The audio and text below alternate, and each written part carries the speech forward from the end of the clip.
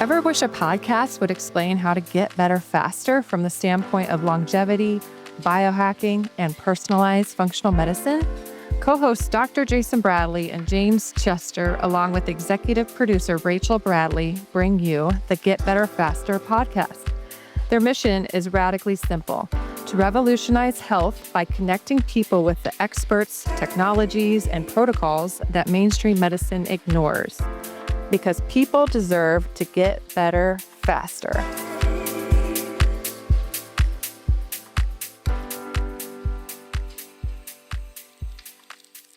Hi, I am Dr. Jason Bradley, and I'm joined today with my co-host, James Chester, and our executive producer, Rachel Bradley. And we are joined today for Get Better Faster by Val Prisecaru, a precision health practitioner and nutrition scientist with over 25 years of experience. Val is literally helping people rewrite their health history through their genes. Val holds a master's degree in food science and human nutrition from the University of Illinois and is finishing his doctorate in health sciences in nutrigenomics and multi-omics. I can't wait to find out what that is. And Val's been on the forefront of genomics revolution in healthcare. He's the mastermind behind groundbreaking protocols, including, and this is big, the world's first genomics-based SARS-CoV-2 risk assessment, also revolutionary addiction recovering protocols using your genetic data, and cutting edge weight management strategies that work with your DNA instead of against it. As senior director of R&D for Epigenetics and genomics consultant for Designs for Health, one of the companies that we love, he's literally changing how we approach personalized medicine. If you've ever wondered why some people seem to effortlessly maintain their health while others struggle despite doing, quote, everything right, Val is about to blow your mind, and ours too, with the science of precision genetics. Val, welcome to the show. Thank you very much. Thank you very much, Jason and James. Good to see you guys again. It's been a little while. We should do this more often for sure. Absolutely. Yeah, the banter before the show was really classy, and we learned a lot about the field of work that you're in and going for your doctorate and trying to find words that rhyme with food. Yeah, that's just the wildest thing. That my 14-year-old daughter came up to me and she was like, "You know what doesn't rhyme with food?" Which is pretty much every word. I'm like, "That is the funniest thing I heard. I have to share that with someone." That's great. I put it in my phone. I have like a little list of really hilarious things for my daughters and my wife, and I had like things that we say because you forget, right? Right. And something could be like the funniest thing. You'll laugh for 5 minutes, and then 3 days later, you don't remember it. You don't write it down. So it's important. Man, I'll tell you what, I know everyone complains about social media, but I like social media because it brings up my memories of years ago. And I'm like, wow, that was a cool thing, and I remember it. And I don't know, I like it. I'm not scared of social media or those things. They already know everything about me that could ever be wanted to know. And so at any rate, I'm glad you're here. It's always fun to connect with you, Val. Yeah, I feel similarly. Yeah. And Val, the thing that you said about keeping a file of these things in marketing, when we see good stuff, good copy, good imagery, we call that a swipe file. And for what you're doing is you're swiping humor. And Jason just has a collection of his old stuff from Facebook Time Hop. That's his swipe post, because what he'll do is he'll go back and find something he posted 10 years ago and it's still as valid today as it was 10 years ago. And he just like dusts it off and reposts it. It's true. And I think, on that, so that James is letting you all know the behind the scenes genius of what and how creative I am. No, it's like I've got I've got 16. I don't know how long I've been on Meta. I've been around. I was an early adopter when you had to be invited to it, right? So when it's Facebook, and I've got like memories from, way back when. But I think what James just said, and I promise listeners, our GBF Nation, we are going to get to Val and genetics. But what's interesting is with James too, when I go back to our social media feeds, we are saying, James, the same message for the last decade, 2 decades. Like it's the same consistency. So if you guys want to fact check James and I and our truthiness and our commitment to what we're doing, go to our social media feeds, go back in our time. You're going to see it consistently the same thing, even before podcasts were a thing. We've been doing this. So at any rate, thank you for that reminiscent and also exposing my genius of just repurposing. I appreciate that. I think that's working smarter and not harder myself. But at any rate, I'm glad that Val's here. I can't wait to dive in. Yes. And I think a lot of this stuff is we're very lighthearted with a lot of, banter back and forth, but there's a compound of knowledge that we're going to share today. And there's a lot of actionable work that Val's been doing for 25 years. And, you've witnessed the entire evolution of personalized medicine. And I think that that's really interesting. But when did you realize that genes held the key to getting people better faster? And when was your first aha moment that changed everything for you? That's a really good question. So there were probably two aha moments. The first one, I remember it was Halloween of 1998. Or was it 99? I think it was 98. I was at a presentation. I was finishing up my bachelor's at the University of Illinois, and it was Halloween. And for some reason, I just wanted to wear a Batman outfit. So that day, I was walking around school in a Batman outfit, and there was this presentation by some doctor, PhD guy in our building at the university animal sciences lab. They have like this, big auditorium, and they were talking about, it was some presentation on, I don't know if it was macronutrients or something having to do with human health. And I raised my hand in the back, and I said it like kind of like a raspy voice, like, Batman has a question, which is typical for, especially on Halloween. So I asked if it was like protein requirements for people. And I asked if it was like able to be personalized with by knowing different genetic factors, having read some books recently on, the new topic of genomics. This is the late 90s, so it was quite a while ago. And the second, even bigger aha moment was maybe like 2 or 3 months later. I was at another live presentation at the university. It was a smaller room. It was like in a classroom.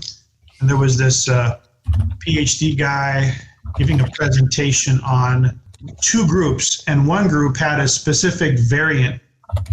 And they were able to lose weight with like heavy exercise. And then there was the other group, and they couldn't lose a lot of weight. I'm like, are you kidding me? Like, I need to know what this mutation is, where half the people are able to lose more weight versus the other ones with heavy exercise. So that was probably the aha moment, like in the twilight of the field of genomics. I love that. First of all, thanks for sharing that. I love the Batman has a question. I love that visual that you gave me, and young Val saying that. I really love that. And I also appreciate, I was just reminiscing about some of the professors that I've had. And I keep in touch with them because they were very formative, of course, in my education and my understanding, and challenged me in all the ways we need to be challenged.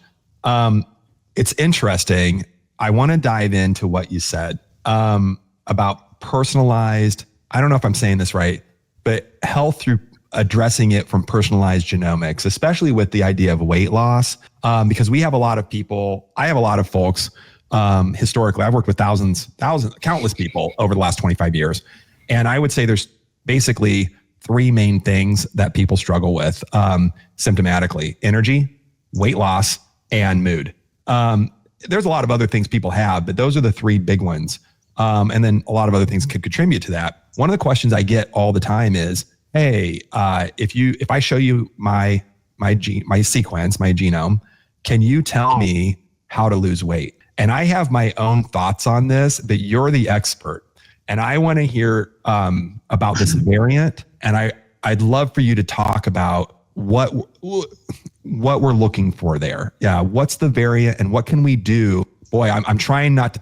Here's the thing. I'm just going to say it. I'm hedging my words, Val, because I'm trying not to lead you, but I'm just going to go ahead and say what I'm trying not to say. I want to use the word epigenomics, right? I want to talk about, and for people that are listening, when we talk about genomics or genetics, of course, we know it's the human code. That's what we're talking about, right?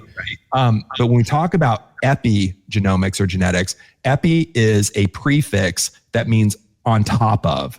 So we're talking about something, epigenomics, epigenetics, something that's on top of the genes that's actually regulating the genes. And what I always say, because I'm not a geneticist, and Val, please tell me if I'm saying this wrong, When we're working in the field of epigenetics and we're trying to influence genetic expression, I like to say we're not necessarily what our genes say. That's just potential. Epigenetics can turn on the good genes and turn off the bad genes, and we can swipe them back and forth. If we're making bad choices, bad genes get turned on. If we're making good choices, good genes get turned on. That's my understanding of epigenetics. Please correct me or fill it in, and then tell me how this applies to weight loss. Oh, sure. So yeah, for weight loss, it's obviously extremely important, especially in this day and age. Western diet, reduced exercise, all sorts of chemicals, making everyone bigger. So genetics and epigenetics are really connected. Genetics is your germline DNA code. So for everybody listening, everyone has about 3 billion letters in their code. And you don't get 26 letters in the alphabet for DNA. You only get 4, A, G, C, and T. And out of these 3 billion base pairs, there are about 2,000 important common SNPs that kind of, and by SNPs, I mean like instead of a G, you have the letter A, or instead of a C, you might have the letter A or the letter T. I'm going to intervene here too, just for language. SNPs, SNPs is what Val's referring to. And big word here, they stand for single nucleotide polymorphisms. What that means is that I rather than that word, I just use the word glitch. It's like a glitch in the code. I don't know how else to say it. It's a glitch in the expected code. Is that a good way to think about it? Those SNPs? Kind of, yeah. Yeah, it's kind of a glitch. And glitches are usually bad in some ways, but good in other ways. Yeah. So you might have a SNP that, instead of G, maybe 10% of people have A as the letter in this part of the gene sequence. So the gene makes the protein look a little bit different. And so maybe 10% of people have increased risk of breast cancer from this one mutation. But they have a reduced risk of autoimmune disease like lupus or Hashimoto's. So there's not that many SNPs or variants or mutations that are just plain bad. Because if they're just plain bad, eventually it just leaves the human genome after a few generations. If you have a mutation where you have like an extra head growing out of the side of your body, you're probably not going to get a lot of second dates, right? Right. So just like things that are really bad for people, like increased risk of childhood cancer. If there's some gene that really, really increases that, well, then the person will never grow up to be an adult and pass off their genes. So humanity has a efficient way of, if something's really bad, there's going to be less of it. On the other hand, if something's really good, maybe there'll be more of it. So, like, let's take ApoE, the issue with Alzheimer's, right? That's a pretty big topic of discussion. So, in the past, it's likely that the ApoE4, the gene, the high Alzheimer's gene, was increased in humanity, and recently there have been more ApoE3 and ApoE2s. So you can have one copy of the 2 and then one copy of the 3, or you can have both copies of the 3. Either way, you have 2 copies of most of these genes because you have 2 parents. So you got one from mom, one from dad. So with the E4, if you have one copy of E4 and then one side of your family has some kind of history of Alzheimer's, it's most likely that that's the side that you got the E4 copy from. And that increases risk of Alzheimer's and cardiovascular disease. However, it decreases the risk of just about everything else.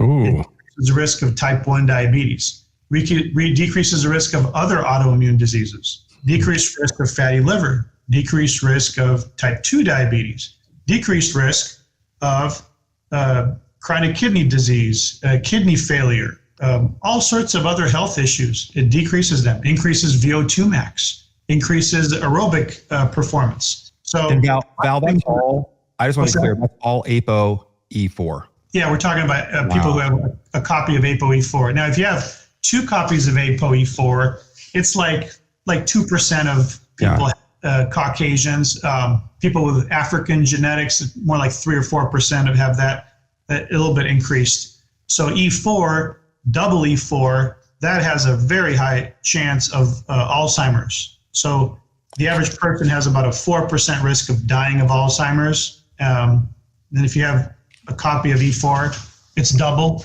So it's like 8%. Wow. Women have it maybe a little bit worse. Maybe it's triple for them. And then if you have both copies, it multiplies by 10 to 15 times. Oh, wow. So it's like a 40% chance of dying of Alzheimer's. And then if you die, but it's not of Alzheimer's, you still may have some. But there are lots of people walking around with one or both copies without any Alzheimer's whatsoever. They might be old. They might be 95, 98 years old, 100 years old. They might not be able to think as fast. But if you tell them, what's your name? I'm Joe Smith. And you ask them like, what's a recent war? Oh, I saw something about Ukraine. Like they just know. So they're obviously lucid. They have full faculties. They're just a little slow because they're 95 years old, but they don't have Alzheimer's. So the question is, how do you get from where we are, which is we're all, 30, 40, 50 years old. How do we get to, let's say 100? Don't want to be rude. Oh, I want to get to 130. Let's just say 100. How do we get to 100 reasonably healthy with reasonable quality of life? Maybe we don't have to go to the doctor in and out of hospitals for the last 10, 20, 30 years of our life. Hey, that'd be nice, right? It'd be nice to have some kind of a reasonable golden years, because right now there is no golden years. Everyone's sick, right? There are, maybe 1 out of 10 older people are like, not too many problems. That is not cool. It used to be when we were, maybe 100 years ago, everybody was healthy when they were in their 20s, in their 30s, in their 40s, no problem. Mm-hmm. Of course, we had some issues with, we didn't have, antibiotics, and, someone got sick.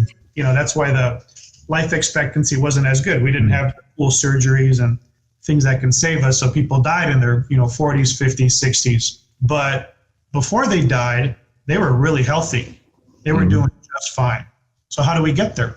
That's the question. I think it's a great question. And I don't know why this sparked in me, but I feel, and what I've seen, and I've been in practice for 25, 30 years, I've been around patients and clients for a very long time. And I have noticed in my personal practice that honestly, it seems like it's getting worse. I don't know how to say that, but the expression, let me say what's getting worse. The expression of symptoms, the expression of disease states seems to be getting worse. In fact, back in 2010, based on some CDC data that came in, I wrote an article. I don't remember for what magazine, but it might have been Blue Planet Green Living or something like that. It was kind of an national magazine, but not like Time. And I think it was Blue Planet Green Living. And the title of the article was based on the CDC data that came out for the year. I titled it, "Americans Are Now Fatter and Dying Younger." And what I was looking at was childhood deaths related to cardiovascular diseases and obesity in children. And the data was staggering in 2010. And I've returned to that data a few times, and it's only getting worse. I mean, we see chronic diseases now, not just cardiovascular deaths and heart attack deaths. And I'm not even trying to go down the whole vaccine, controversy. I'm talking pre-pandemic, we were seeing these things. And I can't help but think it's because we're in our epigenetic state and with our environmental fill in the blank, toxins, ultra processed foods, sedentary lifestyle. I mean, all this stuff is just turn on those bad genes. I keep calling them bad genes, but the expression of those genes that leads to those things. Val, am I hitting the point? And James, I see you have your hand up. Val, did I hit that point? Or I'd love to hear your thoughts, and then we'll jump over to James. Sure. James, go. What were you going to say? Okay. Well, as I'm listening to you guys, that's the beautiful part about my position on the show is I'm, the non-doctor, non-scientist. I'm the journalist, marketer guy. So I listen to it and I see it from a different lens. And I kind of want to basic it down for people, because once you ratchet it up too high, a lot of people can't follow the conversation, because there is a lot of high level conversation going on about genetics. Well, I'll just tell everybody, and you can correct me if I'm wrong, Val, your genetic code is a double helix. It's that thing that people see on the image where there's two things that are kind of spindled together. It looks like a ladder. that's exactly twisting. right. Yep. So, And there's good genes and bad genes. So the double helix DNA has good and bad genes, but like I said before, it's not just good or bad. It's good in some ways, bad in other ways. Like, for example, the BRCA gene, right? The rare BRCA gene increases risk of breast cancer, but it also increases fertility. It also reduces inflammation to an extent. So there are certain things that just people don't realize. That they look at the totality of their genome, most people are pretty well balanced. So the archetype in character, not just genes, is there's a victim, a villain, or a hero. So really what we need to do is figure out where the villains are and the victims are and create hero genes. We need to create like superhero genes to where people aren't bogged down with whatever was inside of them that they were born into and what was layered on top of that. It was the epi. So we need to find out where the biome is for a person, like what's going on inside of their body, their mental state, their physical state, their emotional state, and figure out how to crack that code. And I think that's where I was hoping to take this to, was this, I call it the triad. You call it the AWAM, but I call it the triad. It's the weight, the addiction, and the mental. Yeah. And that's a really fundamental thing that I think people can learn a baseline level of how we get to the APO or whatever you're talking about, and how they get to the predispositions for the brachy or brechy or whatever it is for the breast cancer. There's different parts of like the building blocks that are pretty fundamental, that if we can get those things under control, people can have a better quality of life and have the hero gene rather than the victim or villain gene. Sure. And there are ways to do that. The best ways to do that is to look at your genes and tie in genetic variants and predispositions to symptoms. Tie in genetic variants and predispositions to blood labs, like high cholesterol, high blood sugar, any other metabolomics test out of whack, et cetera, et cetera. So if I run one test on someone, I'm going to get a lot of information, right? We run a metabolomics test, we run a gastrointestinal test, a stool test. We get information. That information is useful, but it becomes even more useful in context of other tests and in context of patient symptoms, history, and family history. I was going to throw in too, again, I'm not a geneticist. I do look at genomes, and I rely on experts like you to help me understand those genomes from a clinical perspective. And so I appreciate that. But there's a couple of things that came to mind, because I just want to be really clear about something, and maybe I'm wrong. My understanding is, and I'm not trying to pick on any companies, but people think, I did 23andMe or I did Ancestry and they did my code and they told me about this. And my understanding is they're not really analyzing the whole code. It's like a real surface level of the code. Yeah, and when you dive in, when you say analyzing the human genome, we're sequencing the whole genome and looking for, like you said, those SNPs that might predispose someone to certain conditions or symptoms. And then you're overlaying that not only with symptoms, but what it could mean with labs, and then what it means for longevity. Am I correct in your analysis? I just want to differentiate, because people think, hey, I did the 23andMe and they told me that, I have a predisposition to gain weight. I'm teasing, but your analysis, help me through the difference between that level of an analysis and what you're talking about. Sure. So first of all, 23andMe doesn't do much heavy analysis. Companies like 23andMe, Ancestry, MyHeritage, et cetera, they just do more genealogical stuff, and they have like a light version of their health report, which is even by 2016 standards, it's just not it's not a lot of information. But back in the old days, back in the heydays, we used to do those tests on people because we didn't have other options for DNA testing. So like back in 2018, I'd have someone run a 23andMe test on themselves. And then I also have them run an Ancestry.com test on themselves. I would get both data sets, combine them using a nice little piece of proprietary software written by Dr. Peter Diadamo. Oh, sure. And I would upload it and analyze their data, because that's the only way that I could get the good data. Then Diagnostic Solutions Lab finally created a test where it actually looked at a lot of the SNPs we wanted.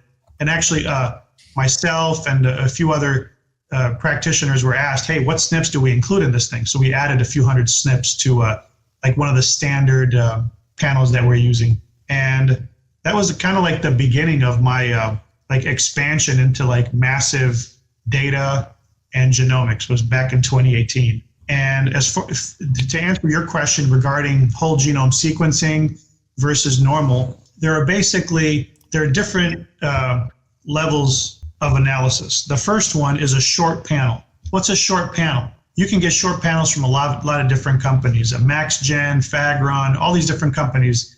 They have short panels of 50 to 300 SNPs, and they look at just those, and they either can use just regular sequencing, like similar to 23andMe, or use a much more advanced, much higher accuracy per SNP. Mm-hmm. So they do either way. It's obviously a little bit more expensive to do it per, make sure every SNP is correct. And those are short panels. And then the long panels are ones you get like from 23andMe or Ancestry or a lot of these other companies that come out. And those usually test, I would say, 600 to 800,000 SNPs. And that's your standard DNA testing. And from these, some companies impute a lot more SNPs or guess.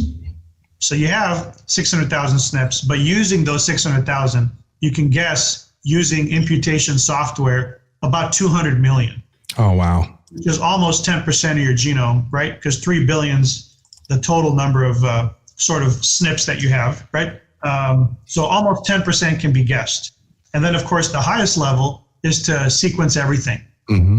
You have 30x, which means an average of 30 times is when every single letter is calculated, is tested. And whole genome sequencing is a little bit more. It's like $500-600 more than standard DNA testing, which is usually like 1 to 400, depending on the different types of tests. So whole genome is kind of the direction it's going. Regular testing, it's great for common SNPs and semi-rare SNPs. And especially if you do that plus imputation, it's pretty accurate. But once you get past SNPs that are like 1 in 1,000 people, 1 in 2,000, it just becomes degraded, like the odds of catching those. And when you get to BRCA SNPs, which are like 1 in 10,000, right? You can't catch those with standard DNA testing and imputation. You're going to need whole genome. So that's probably the future. That's probably the direction it's going. Well, I feel like we're painting with really broad strokes at the moment. And I feel like there's a lot of good information you're sharing there, Val. But you're talking about a 7-year arc from when you were having these 2 Ancestral.com tests and the 23andMe test to where we are today. So that's a huge curve. And 7 years in that translation of language, now you're getting a whole lot more clarity, I think, and a whole lot more. You're not just a Viking from a Ancestral.com, and you're not just going to sell your data like 23andMe. So there's a dark side to this too. There's a side where people are getting tied up and they've basically, written off, given away their code, if you will, their code to companies that weren't so amazing in protecting them and doing the right thing. And now they're bankrupt and doing things that are really, I think, kind of in the hand of big pharma. So I don't want to go down that path. I'm just talking about the 7-year curve of where we are today, of where you said that you started doing these types of like assessments with people. But real actionable stuff like, addiction and genetic tests for behavior, things that people are going to look at and say, I need this. My kids need this. My wife is sick. I was at the airport yesterday, and this guy sat next to me with his wife, and they asked me what I did. I said, I'm a professional podcaster. And they're like fascinated. And I told them the projects that I do and how our first show, Chiro Hustle, just turned 8, and how this new show that we're going to have you on today is 8 episodes in. You're episode 9. And how excited I was for it because of the footprint that we're creating and this ecosystem that we're creating. We're creating a sequencing. We're creating a sequencing of geniuses that are going to be able to unlock people's needs for what their families are struggling with. And she says, what do I do for somebody that has cancer? I said, geez, I'm not an expert, but I guarantee you we're going to have somebody on that's going to be able to share with us some stuff. So you're talking about the breast cancer gene. Talk to us a little bit about like how what you're doing can help somebody with testing and then taking action, because I think that that's the missing link is we can test all day, but if we don't get it somewhere with the testing, what are we doing? You know, we can have the smartest guy in the room, but if they don't know how to communicate, they're just really smart. So that's not going to get them anywhere. And they'll have all the knowledge inside them, but there's no action because that person doesn't have actionable information. So just say like somebody's like, hey, my diagnosis yesterday, cancer. What do we do? How do you do gene work for that? That's a good one. So there are different stages to dealing with cancer. So first of all, I don't like people focusing on the cancer and the word cancer because that kind of gives it power. It does. So you can say, but that's what we know it as. That's what we know it as. Yeah. So yes, someone can have cancer. It's diagnosed as cancer, but there's also the placebo effect, and there's also you can empower yourself to beat things where you beat the odds. Oh, there's a 3% chance of survival. But if you really believe that you can survive something, maybe instead of 3, it's really 30 or 50. You don't know. So the stages of cancer are, one is cancer prevention. So you haven't been diagnosed. There's no lump. There's no abnormal blood markers. There's like all these different lab tests. I'm sure, Jason, there's like CA19-9 and all these different lab markers, right? I order them all the time. People ask me for blood markers all the time. They're like, what's my cancer risk? Is there a blood test we can do? And I'm like, I can run markers and see if you have any floating around in your system. That's what blood can tell us. That's great. That's like a really nice, preemptive. So, So cancer prevention is you don't have cancers, there's no markers, but you don't want to get it. And there's 2 reasons you don't want to get it. Actually 3. One is family history. Everybody in your family, nobody died of a heart attack. They all died of some kind of cancer, usually breast, colon, prostate. And then the other is you have risks, like you were an alcoholic for 20 years, or you were a chain smoker smoking 2 packs a day for a decade. Or you worked in a factory and you were exposed to all sorts of crazy stuff and 5 of your buddies at the factory have cancer. Or you're a female, like this is actual true story, who grew up in a certain part of a certain town and everybody they know by the time they're 40 or 50 has cancer. So it must be some kind of an environmental, is it drinking water? Is it some spraying? Who the heck knows, right? You can't just deny that, like everybody's getting cancer. There's something going on. It doesn't take an epidemiologist to come in and give this final verdict, right? Like you walk around Mississippi and everyone's obese. You don't need data to prove that. You're like, hey, what's going on here? Let's try to figure out the problem, right? So we can all be healthier. So preventing breast cancer is one thing. Then if someone gets diagnosed, what do you do? What do you do in the middle of chemo or radiation?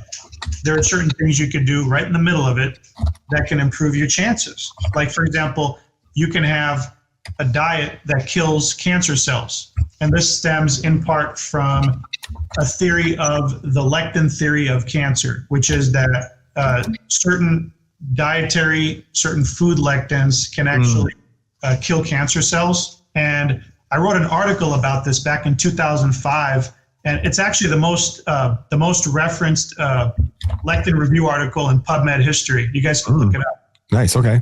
Look up my last name in 2005. You'll see it. So basically, I went through all the different cancers.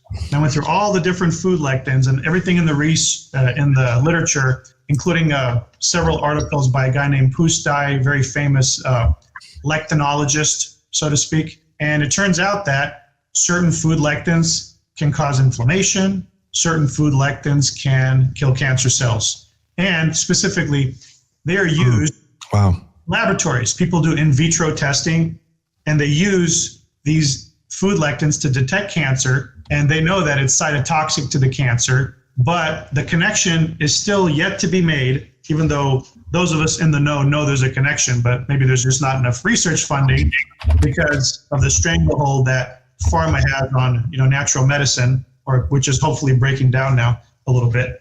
So food lectins are used in vitro in cancer research, and we eat these foods that contain the lectins. So if you eat certain foods, they will get into your body. These lectins are proteins, and not all of them are going to get digested in your stomach by your stomach acid and enzymes. A part of it will pass the stomach, enter the mesenteric circulation or lymphatic circulation, and get to different parts, different targets in your body. Wow. So you can actually, to an extent, kill some extra cancer cells, and you kind of want that, right? So imagine it's World War II, and you're fighting the Nazis, and you're in France, and you're the Allies, and you're trying to go into Germany, right? Wouldn't it be cool, in addition to having like the battle line that you slowly move forward, wouldn't it be nice to have some spies, right, that go in and kind of disturb Germany so you could defeat them easier before they kill off more people? So that's exactly what we're doing. It's like a multimodal method of dealing with different types of cancers. Wow. For breast cancer, for example, there's lots of things you could do. There's all these different pathways. And the lectin pathway, where you could determine with some genetics which ones are the best. And part of the reason lectins, they not only kill cancer cells, but there's actually a receptor on all your cells called TF antigen, Thomson-Frieden-Reich antigen. And this receptor is not visible normally. If you can imagine, you have a cell, right? And on the outer coating of all your bodily cells, there's all this fuzz. There's all these different receptors, and all our cells are very fuzzy. And there's a receptor called TF antigen, named after famous people, Thomson and Frieden-Reich. So I guess they share the invention of discovering it. And this thing is encrypted, but the more cancerous a cell becomes, the more it's visible. This is like one of the benefits of our immune system. Our immune system and our bodily system, our DNA, is so awesome. If a cell gets cancerous, the cell cries for help, and it'll say, it'll change the display. So immune cells go by, and they go by a healthy cell. Oh, that's a nice cell. Good job, cell. And then they'll go by a cell, and then it'll have like a slightly different display. And this TF antigen becomes visible, and it's not encrypted. It's open, and it attaches to it, and it says, oh my gosh, something's wrong with this cell. You know what? Just to be sure, let's just kill the cell and make it go into apoptosis. Cell death. That's what that means. Yep. Nice, quiet cell death. It's not necrotic. Things aren't spilling out everywhere. It's a beautiful cell death. And that's so interesting, Val. I have so many questions for you. I've been trying to keep notes. In fact, our wonderful and brilliant executive producer, Rachel, said, and I'm quoting her behind the scenes, she said, I can hear you typing a little. Not too bad, but just letting you know your microphone's really good. So I apologize, everybody. But Val, I was keeping so many notes because you were just spilling truth there. I want to just come in, and I have at least a couple of questions, but maybe we can blend them together. But the first thing I wanted to say is, for everybody, I want to differentiate between predisposition and predeterminism. I think this is an important thing for us to just talk about. Predisposition means that in genetics, you have the genetic chance of developing X, Y, or Z, fill in the blank, obesity, cancer, diabetes, Alzheimer's, whatever it is, you have a predisposition. In the old days, when we first understood human code or genetics, we would say that it was predetermined.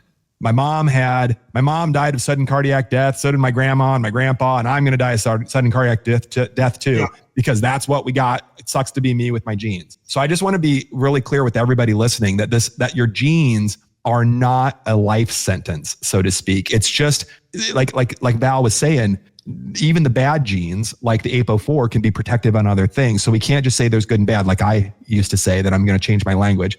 So I just want to talk about, I want to just make sure everybody understands that genes are not predetermining, they're just predisposing you. Totally different. It's back to my archetypes, Jason. Yeah. It's the victim, the villain, or the hero. Yeah, it is. And it's all, right? I mean, there's a song that I love that says, he's singing to his woman.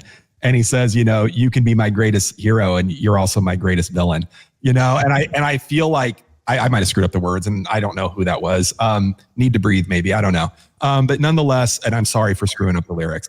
But I think it's true with our genes that we have this. I have two questions. One is about lectins and one is about telomerase. And I'm going to cover the lectin one first. Okay. I have never heard this before. I'm going to repeat what you said. We take lectins so that everybody knows what we're talking about. Lectins are, they're really plant poisons. I'm just going to say that. Every plant has lectins in it.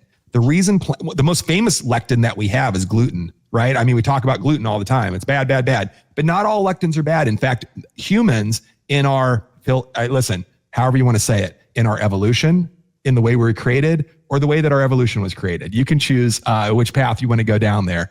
I'm a created and evolution guy. That all said, we have coexisted and symbiotically developed and adapted so that most plant lectins are not toxic to us. There are some that are really bad, but most of them aren't. We can coexist with these, quote, plant poisons. The reason that they create these plant poisons, everyone, is that they don't want to be eaten. Let's just be really honest. Like, plants want to exist. They want to propagate just like the rest of us. They don't want to die and get eaten. So they create plant poisons. And that cause problems in some animals and not in others, right? So at any rate, it's most common, like a poison ivy. Yeah, poison ivy would be one. It's an oil, but same idea. Plants create these things to protect themselves, so animals don't want to eat it. Okay, lectins in cancer research. And I also want to say, Stephen Gundry wrote a book. I was going to say the definitive book on this. I don't know if it is, but he wrote a book called The Plant Paradox, which basically says, hey, you've got chronic health issues. You might not want to eat plants in the way that you're eating them. We might want to rethink this. That's kind of leading up to my question. I've never heard lectins used in cancer research. I'm writing a book right now called Carnivore Consciousness. And guess what? It's an animal-based diet. And I don't want to get into that today. There's things with my animal-based diet that I'm putting together that are problematic. Vitamin C comes to mind. There's not a lot of vitamin C that we're going to get from animal products. So a lot of people that are doing hardcore carnivore, everybody, as far as I'm concerned, needs to do some vitamin C. I like liposomal vitamin C. So I understand that, and I'm adding those things in.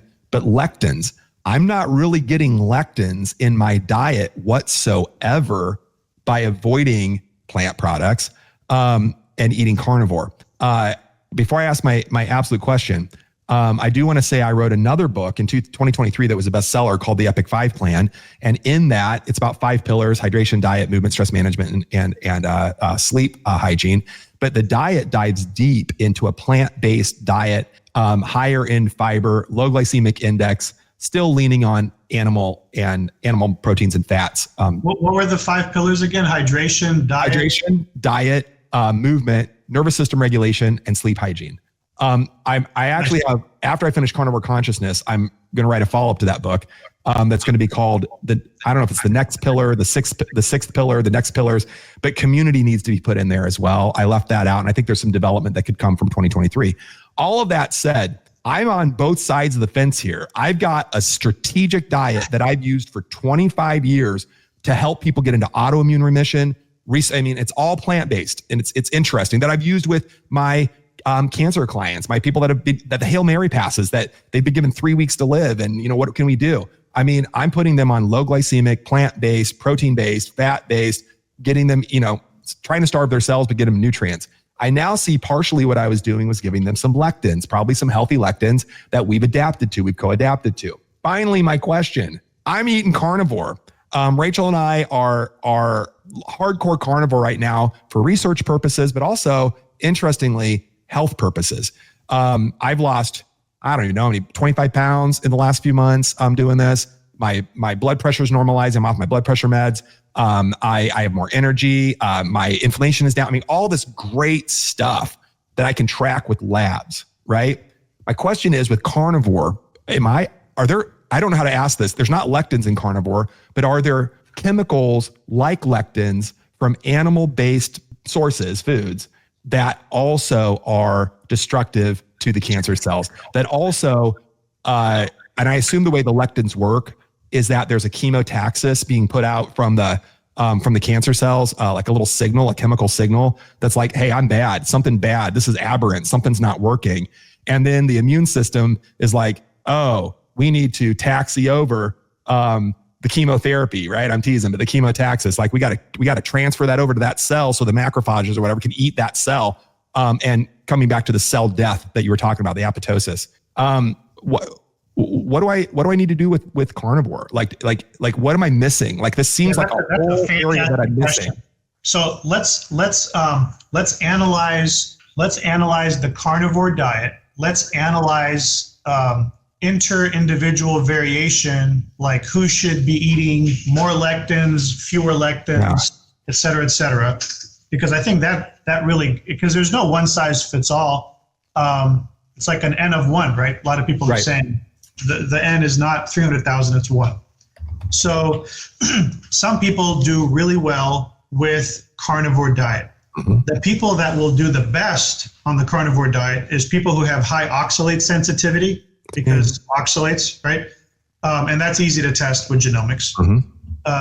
People who do really well with vitamin A, because some people have SNPs in their BCO1 gene. There are two common ones. There's a few rare ones, but there are two common ones where if you have one or both copies of those, you're just not converting. You have beta carotene, great, you ate 2 carrots, but the guy next to you, he could convert it at 2 or 3 times the rate that you can to convert beta carotene to like active vitamin A. So vitamin A, it's almost as important as vitamin D. And we all know vitamin D is number one in everything, right? But they forget about vitamin A.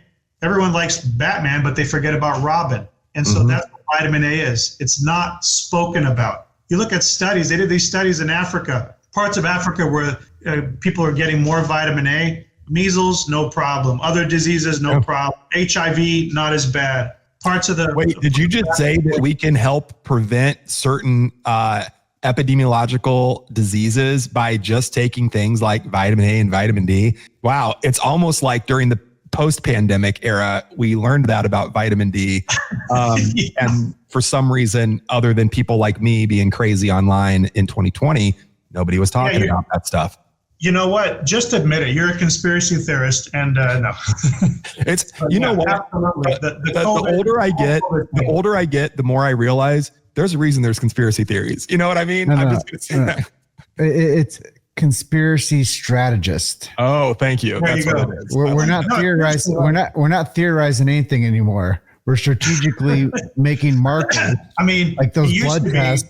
We have markers now that we can follow to know. Right, exactly. Like if people actually analyzed all the common conspiracy theories, at least half of them are actually true. Like Gulf of Tonkin, that's no longer a conspiracy theory. They conspired. Dude, if you look at like Roosevelt or whoever who was in charge when right before Pearl Harbor, like we knew Pearl Harbor was going to be attacked. FDR, yeah, I think. We leave our nice new ships there. We left a bunch of old ships, and we decided to let several thousand of our soldiers die, which is horrible.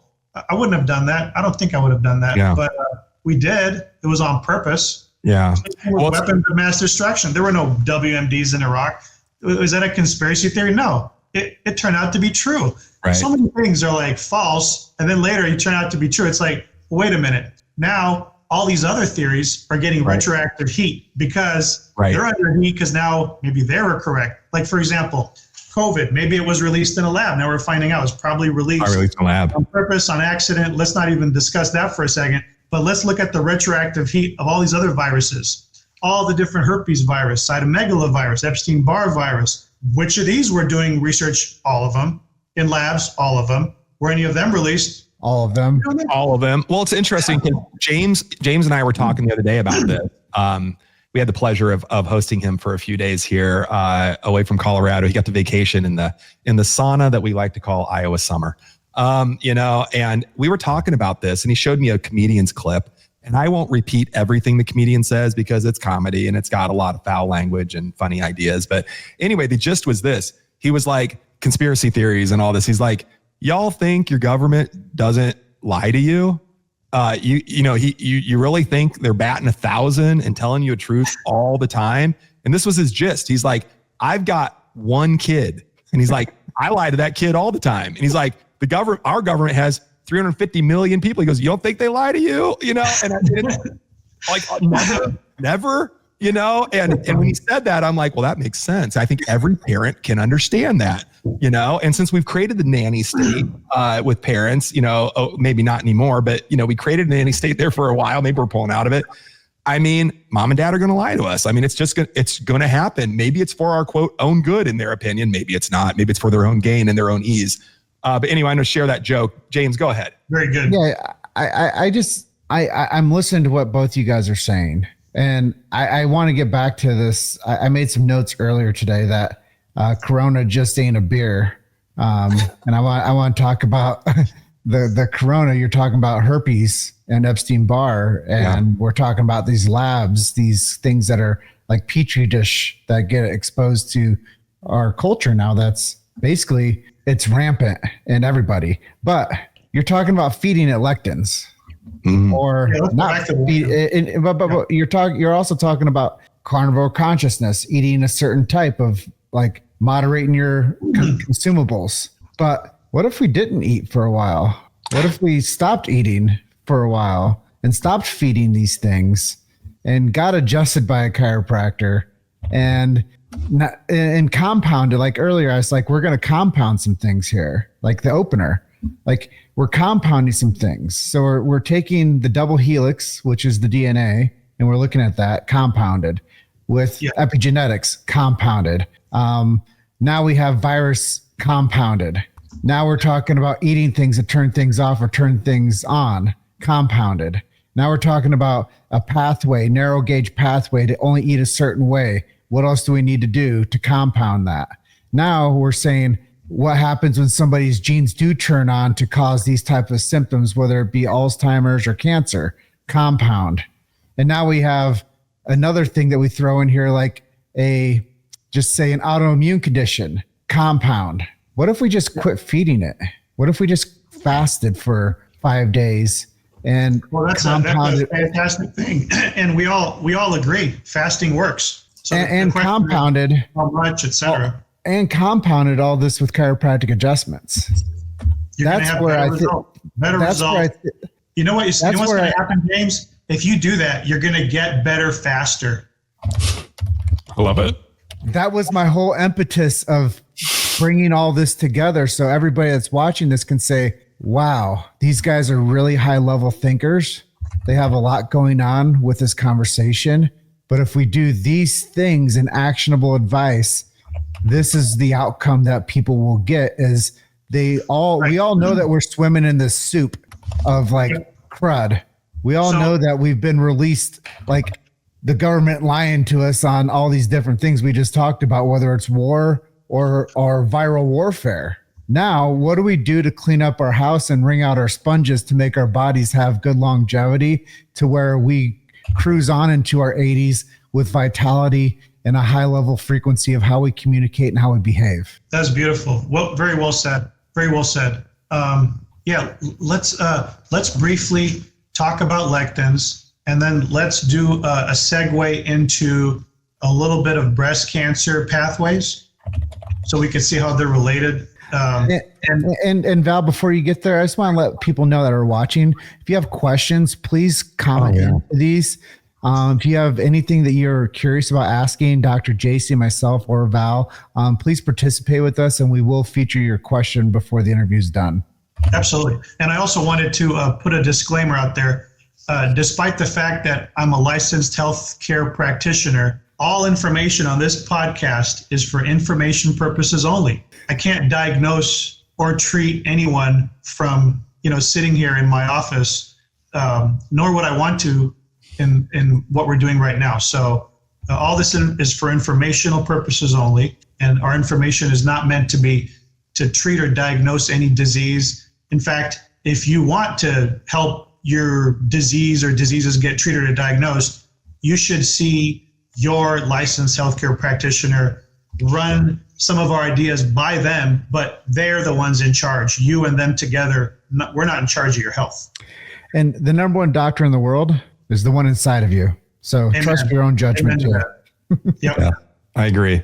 Take some ownership of these things that are going on in your life, not just depending on third party to say, hey, I'm going to sort you out and put you on this path now. Like, determine what's best for you too. That you have to be an active participant. I like that. I like that very much. And that speaks to truth. And right now we're a part of humanity where truth is being disclosed left and right. We don't even know. Every day I wake up and there's some new thing that I didn't even realize is going on. And now I have to like adjust my paradigm a little bit and adjust this and adjust that. And I think that's a big problem with the stress of today.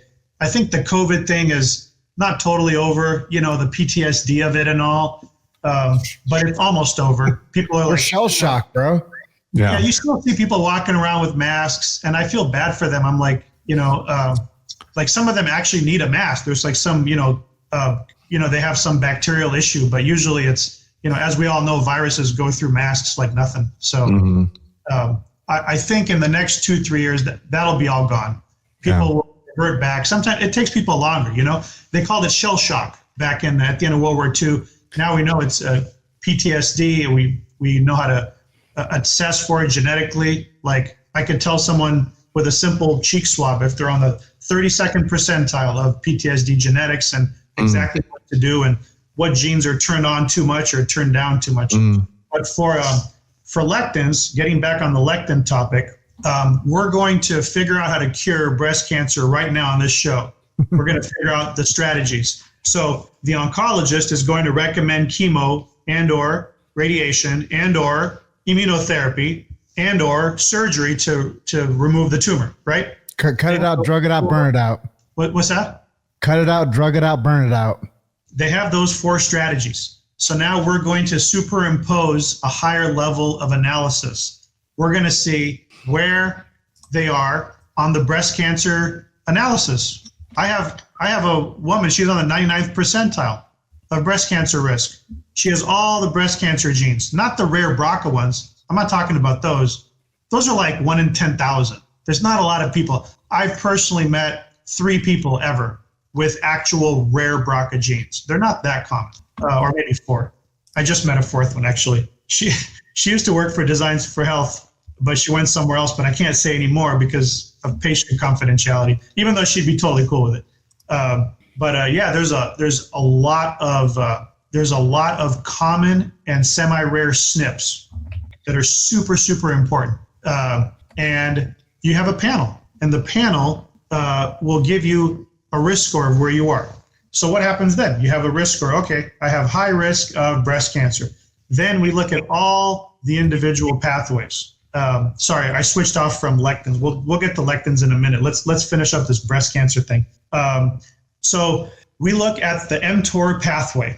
mTOR pathway is a really nice, beautiful pathway. It has to do with AKT, ACT 1 and 2, PI3K. These are all genes that are associated with the mTOR pathway. Interestingly, the top number 1 fat gene called FTO, and I'm sure Dr. Bradley, the FTO gene. If you're homozygous AA, that's like a high protein, low fat diet to help you lose weight, even though it has nothing to do with like fat cells and has nothing to do with burning fat, none of that stuff. It's all in your mind. It has to do with satiety. You just have lower satiety if you have FTO AA, both copies of A. So the more protein, of course, will increase satiety. So yeah, FTO is definitely connected with this, with the mTOR pathway with cancer. So if you're low with mTOR, you can upregulate or inhibit mTOR at will with different diet, nutrition strategies. The other pathway is it's called a MAPK pathway. MAPK pathway has like MAPK1, MAPK3. There's all these different MAP kinase genes, and they're really, really cool. Has to do with cell proliferation. So you definitely want to turn off the MAPK pathway. And also associated with MAPKs are MMPs, which are these weird enzymes that like drill holes to make way for new little capillaries and blood vessels, and then metallic proteinases. And also VGF, vascular endothelial growth factors. These are ways for things to get sticky and things to get their own blood supply. By things, I mean like aspiring tumors, right? Tumors to be, so they can, get increased cell division, metastasize, etc. So that's another really important pathway. We know exactly what to do. There's just so many pathways, and I think it's fascinating what we can derive. Here's what I always tell my clients, and I'll be like as transparent as I can. I do with our private clients, and we keep our virtual consultation business limited on purpose with our clients. We can help them get the attention that they need to solve their issues. All that said, I always say that when we run the blood, and now I'm really emphasizing get genetics done right away as well. But before it was as prevalent and as affordable as it is today, when I started doing my blood and saliva and urine and hair and whatever analysis we're going to do, on every James always says it like, if you give Dr. J your blood, your saliva, your poop, and your spit, he can figure out what's going on and tell you what to do, right? I would add genetics in there as well. I always tell people, so when I run these things, then I run genetics. Here's what's interesting. I usually don't find, in my analysis, much more than what I've already found with that battery of labs that we did. It just substantiates like, oh, that's why you have that issue. Once in a while, I'll pick up on other things, strategies that we can use. Like as an example, if someone has a predisposition to osteopenia, osteoporosis, bone density issues, we can start strategizing around that in their 20s and 30s. So that we're not having that issue in their 60s and 70s, exactly. Right? And fracturing hips, right? And what I tell people with genetics, usually though, it doesn't really change what I would tell you to do, but here's what it does tell me. If what I'm telling you to do comes with the F word, and the F word is forever. Because if it's genetically programmed, and again, I'll use something that everybody's kind of familiar with, or more people familiar with, mother effer gene, the MTHFR, right? Or COMT, or something around the methylation pathway. People are a little bit more schooled in this because it's been out in the public a little bit more. We can manipulate that pathway, specific, not regular B vitamins, but with methylated B vitamins. We can manipulate that pathway to help people be healthier. And I tell people now that we know it's genetic, instead of just checking blood levels of homocysteine or mean corpuscular volumes or other ways to assess the need for B vitamins, I can just go to the genes and say, oh, you've got this. You're going to need to take this methylated B complex forever. And until our understanding of science gets better. I mean, maybe we can eat our foods, but I don't know. I haven't quite yet seen with these, what I call SNPs, what I call the bad SNPs or the hard SNPs to deal with. I haven't seen being able to eat our way around it, although that's a strategy. Sometimes I use supplements to modify or manipulate that genetic pathway. And I think it's fascinating. That's what we're talking about. That said, I wanted to just share something and then ask a question. You mentioned mTOR, and mTOR is a pathway that's very interesting in genetics. And I actually had the fortune, Rachel and I had the fortune of almost working on a project with James William Clement. I'm sure you know him as a geneticist. He wrote the book called The Switch. He's been featured everywhere, Asprey and Mercola and everywhere else. He's just a really nice human being. We were going to do a show together. They got greenlit. We flew to LA, met with the producer, and it was going to be James Clement and I going around the country and interviewing other scientists, kind of like what James Chester and I are doing on this show. So interesting. It's come full circle. That was pre-pandemic. This is post-pandemic. Great. I want to recommend, if you guys, listeners, want to learn more about mTOR, read The Switch by James William Clement. He'll be on our show later this year. We're still coordinating dates. Okay, Val, back to you. I love what we're talking about. I love the testing. You mentioned something to the effect of, hey, if we want to get the cursory kind of test done, $150 to $300, I don't know what the number was. And for a few more $100, we can get like a full genome and an analysis and all of that. I just want to say, as far as that goes, what would you say to someone who says, I want this, I want all this information, but I can't afford to spend hundreds of dollars on genetic testing. I'm already struggling with the basic healthcare costs that I have. What would you say to those folks in that situation? And then kind of a semicolon, how would you help people in that situation prioritize this investment? I just want to hear your, because this isn't covered by insurance. This is all out of pocket discovery. So this is what I would say. Yeah. There are basically 5 levels of affordability for people. Level 1 is you have no money. You could barely make ends meet. The last thing you're going to do is spend another, $1, $2, $3, $500, $1,000, $2,000 on extra testing. You're already getting most of your assistance from Medicaid or whatever you're doing with that. So there's no way you're going to do any of this stuff. And level 2 is you could afford a little bit, maybe a couple $100, but not really. You're on a real tight budget. And then level 3 is like the average person who can maybe afford a little bit more. If it really came down to it, yeah, you could see yourself blowing $1,000 or $2,000 just to get things done. And then level 4 is you have money, $5,000, no problem, let's get it done.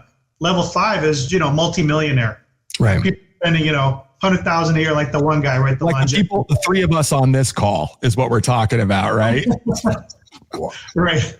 So I have one of my daughters like, how much do you have in supplements? Right there on your little supplement counter. I'm like, I don't even know. Maybe $2,000 of supplements if you got rid of them all. I don't even remember. Yeah. Certainly, I'm. I work for Designs for Health. I'm a genomic consultant, and I work on their new product development. And by the way, they're coming out with insanely new next gen gastrointestinal things. I'm not allowed to talk about it. I was specifically told not to talk about it, but I'm still telling you guys. Well, you just did. Coming out. End of this year, I don't care if they fire me. End of this year, early next year, there's going to be some bombshell GI stuff coming out. That's all. That's awesome. That's the way to dangle the carrot. Yeah, and there's also something else bombshell that came out. One of the companies that they actually are associated with, the Diagnostic Solutions Lab, which is the GI map test, right? The GI map test just got a stool omics add-on, stool and then OMX. So that's like a really very different than what everyone else is doing. They look at 9, is it 9 or 10? I don't know. There's like several short chain fatty acids. And this actually can help a practitioner fix IBS, IBD, motility, constipation, diarrhea, microbiome state. Because obviously, if your bile acids are in great shape, that's going to affect not just your colon microbiome, but also the not as much talked about, small intestinal microbiome, because you actually have some small amounts of bacteria in there. So yeah, that stool omics thing, I think it's like an extra $100 or something on top of the GI map. Just absolutely insane. If you can afford to do that once a year, spend $400 or $500 on that, it's a life changer. It will change people's lives, especially those with GI problems and gut-brain axis problems. Huge thing. I'm going to say amen to that. I ran that test many times and I get it. And I think it's cool they're on the omics on. I think that's super cool. And just to kind of double down on what you said, and then we'll go over to James. With our clients, when they come in, like I said, as James says all the time, blood, urine, spit, and poop. We're going to analyze what's going on. I would throw genetics in there as well. I think it's very important to get that stuff done, and we get that done up front with all of our clients, but we also get it done, follow up as needed. But I recommend those tests once a year. Even if you're like, I'm completely okay. I like doing preventive lab testing.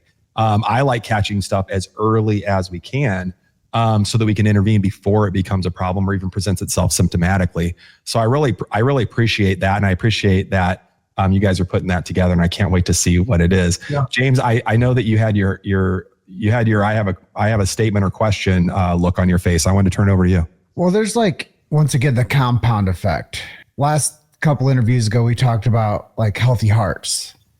And if you do certain things, it makes it to where you don't get a fire in your heart, kind of. If you like take care of the forest and you do the abatement of the tinder within the forest floor, you don't get heart disease and heart and vascular like inflammation. And I think the same thing about so much to do with what we're talking about here is if we're detectives and private investigators and we're looking through under the fingernails, if you will, and if we're looking through the trash, if you will, and if we're looking through the behaviors, if you will, like all these if you will statements lead us to where we are, the old way of eating. We're sicker than ever, you know, we have treatment resistant conditions. What's the best pathway to do it?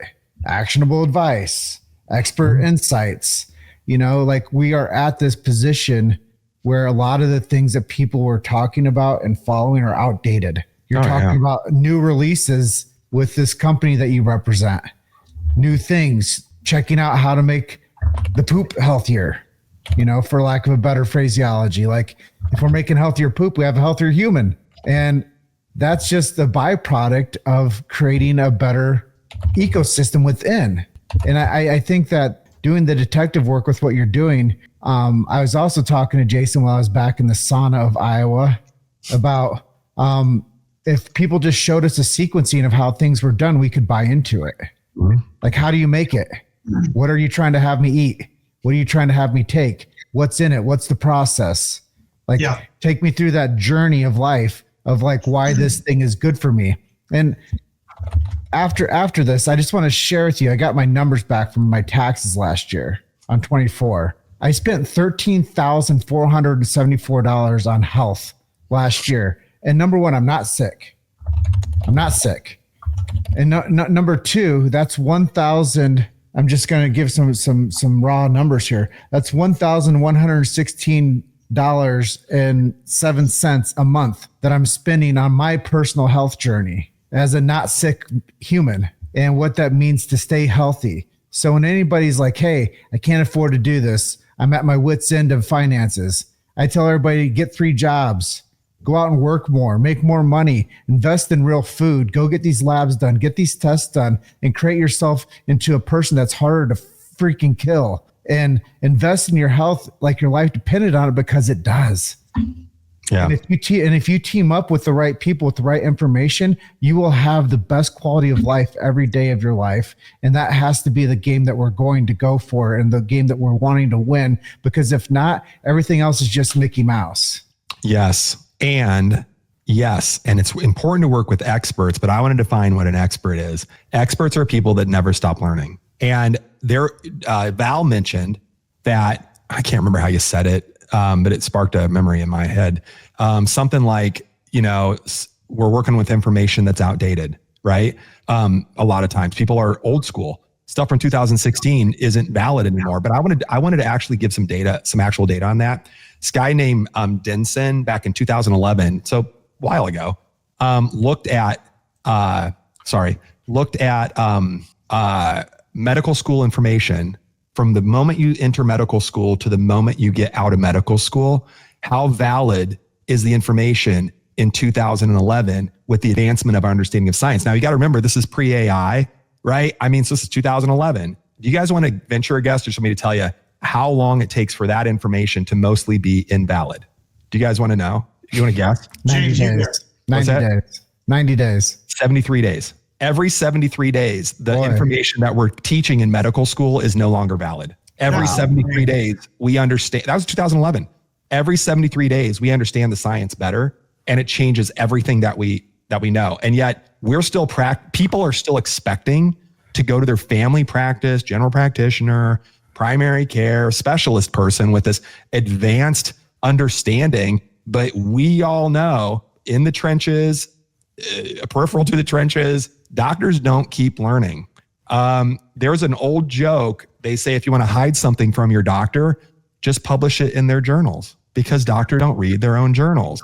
It's a big joke, and it's a sad joke. It's a sad statement. It's not funny, but it's true. We doctors that are in general practice, I'm not one of them.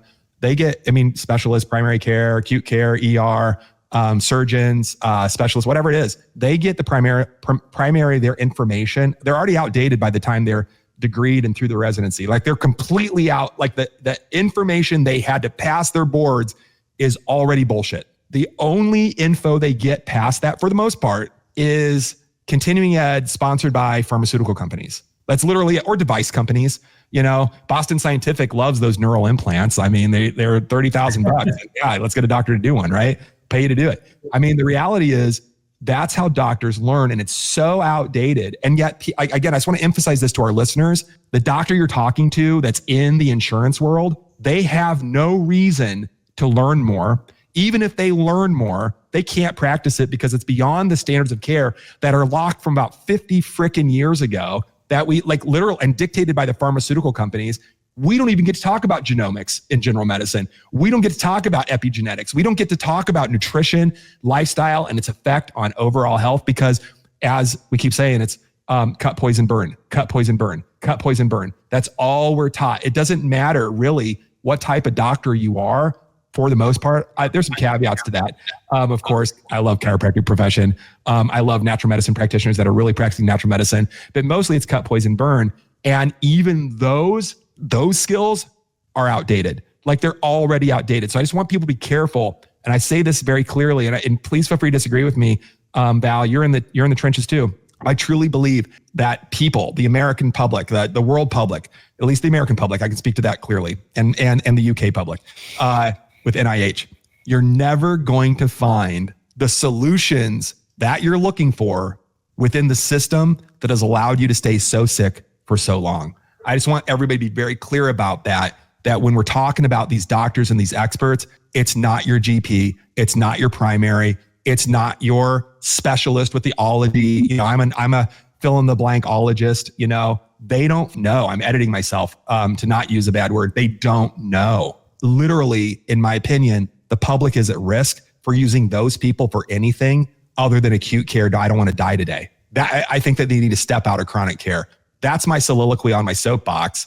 Val, I'd love to hear your position on that. So I think, first of all, I wholeheartedly agree with the direction you were going and the points you were making. Chronic disease is something that we were talking about. You know, you're doing preemptive, you're making preemptive measures so that they don't get sick later. Like if they have osteoporosis, genetics, family history, etc. Well, do something now in your 20s and 30s so that you don't lose bone density, because it's harder to gain bone density back after you've lost it. You still do it to an extent, but it's better if you just didn't have that issue in the first place. And let's say you have some fracture. Now you're sitting around, your leg is up for 2-3 months. You're losing even more bone density. Mm-hmm. So it's nice to take preemptive steps. Mm-hmm. I usually do that. I focus on mental health, obesity, as do you. Chronic, like ApoE4. I look at ApoE4, then I also look at overall Alzheimer's risk, right? Because if you look at the ApoE gene, that's half of your risk of your genetic risk of Alzheimer's, and then the other half is all the other little SNPs. So combined, there's like a GAB2 variant. There's all sorts of different ones that modify the risk. So you could like kind of if someone's not too bad or pretty much like they need to take action. Right. And to emphasize what we're talking about, just in real practical things here, right? We said through genetic testing, we can identify people that are predisposed to, not predetermined, predisposed to osteoporosis, osteopenia, and I'm going to go one step further, hip fractures. I mean, brittle bones are one thing, but let's talk about hip fractures. This is stuff that I just want everyone to understand. When we're talking about preventive care, when someone fractures their hip due to osteoporosis, osteopenia, thin bones, right, frail bones, over a third of them will be dead, no matter what age, within 1 year. I'll say it again, fracture your bone, third of people are going to die within 1 year, but wait for it, 10% of them, so 33%, 10% are going to die within 30 days. And when we're talking about osteoporosis, osteopenia, it sounds like, oh, I don't want to break anything. We're talking about like it's a very strong it's can't say it's a cause, but there's a huge correlation between a hip fracture and dying. So when we're talking about starting in your 25s, in your 20s and 30s, and laying down preventative care, this is what genetic testing can do. And it can say, oh, we're going to start now and just protect you from it, whether it's bones or heart or brain or fill in the blank, right? We can start younger and prevent those things later. And I just want everyone to understand when we're talking about it, it's not just, I don't want to break a bone. We're talking about saving lives, adding longevity into the mix, living longer and living healthier. Val said earlier that let's talk about living to 100. Maybe it's 150, but let's just start 100. Val, I want to live to be 150 or 200. In fact, I'll go so far as to say, I've said out loud, I don't know that I want to die until I'm done literally wringing as much out of this world and this life as I can and contributing as much as I can back to my brothers and sisters on this planet. If that's in 50 more years, okay. If that's in 350 more years, okay. If it's 1,000 years, I'm okay with that. There's strategies, and I think I might have started too late for 1,000 years. But nonetheless, I want to talk about telomeres. And I'm going to bring up a word that is confusing. It's a big word. But basically, we want long telomeres. I'm just going to say that. Al can explain what I mean. But we want long telomeres, and we do not want our telomeres, our genetic code, to be chopped off at the end and butchered down to into a shorter code. The shorter our telomeres, from my understanding, the quicker we die. And I don't know if I'm saying that correctly, but Val, two-pronged question. Number one, can you explain telomeres to us? Number two, if I'm going to live forever, what can I do to slow down my telomere shortening, that telomerase? Sure. So very important question. So telomeres are a double-edged sword. People with short telomeres, they may have some more health issues, more inflammation, quicker aging, quicker cellular aging. Those with long telomeres, they maybe live a little bit longer, but they also can get more cancer. Cancer cells like kind of replenish their own telomeres so they can keep dividing. So what's a telomere? A telomere is a signal for the body to limit how many times cells divide, to limit growths, to limit cancers, other issues, and also to limit division. So imagine you are the beginning, right? So an egg and a sperm meet, you want maximum division, right? You don't want to curb division. So you're growing, and then all of a sudden there's a cell divides from another cell, and then that one's going to be the liver, right? So that one has to turn into trillions of other cells, right? Or billions, however many. And then some other cell evolves, it comes out of another cell, and then that one is going to be your pancreas, right? So then that starts dividing. And then when all this division happens and all your organs are kind of grown, you can't have them keep growing or else you're going to die. So that's part of the reason telomeres exist, to sort of like put a halt on growth. So you want to not smoke. That can worsen telomere shortening. Being exposed to secondhand smoke, eating a lot of smoked meats, barbecuing all the time, grilling out, and having the smoke touch you, that increases risk of cancer, but it also shortens your telomeres. Obesity shortens your telomeres. If you want to have, you want to try to be under 25 BMI. If you have a lot of muscle on you, maybe under 30. I know some people with like 0% body fat, like 31, 32 BMI, like real short, stocky wrestlers, right? Sedentary lifestyle will shorten your telomeres. So you need to be active. There is no reason why anyone, unless you have some physical disability, in which case, we work around it, where you should be getting less than 10,000 steps a day, at least 10,000, maybe 15. Low fiber diets reduce telomere. High stress reduces telomere, uses up your telomeres. It's not very good to have that, so you have to manage stress properly. A lot of reasons why, how you can improve things. Avoiding a lot of sugary foods and drinks is a big one. Getting enough DHA. People talk about EPA, but DHA is important too, and that maintains telomeres. Omega-3s, fish oil. Another thing is PCB avoidance. PCBs wreck telomere lengths. So PCBs, what is that? It's polychlorinated biphenyls. And look up how to reduce the levels. It's very easy. You do any internet search, how to reduce PCBs. So you have to do it. I think that's super interesting. Thank you for sharing all that. And this is what I heard. Basically, to protect our longevity, we have a balance. We have a harmony between shortening and lengthening. We don't want cancer cells to keep proliferating, so we want those things to go through apoptosis or cell death. And there's ways to encourage that. It sounds like what you said, and I don't want to repeat everything, so it was a great list. It sounds like if you heard that something's healthy for you, like don't smoke and don't eat ultra processed foods, and maybe have a little bit more fiber, exercise, don't be sedentary, drink enough water. It's funny because we have James that's not a doctor, but probably knows more about what we're talking about than most doctors because of his passion for what we're talking about. We've got you and me, trained in what we're trained in and all of our, sciencey stuff.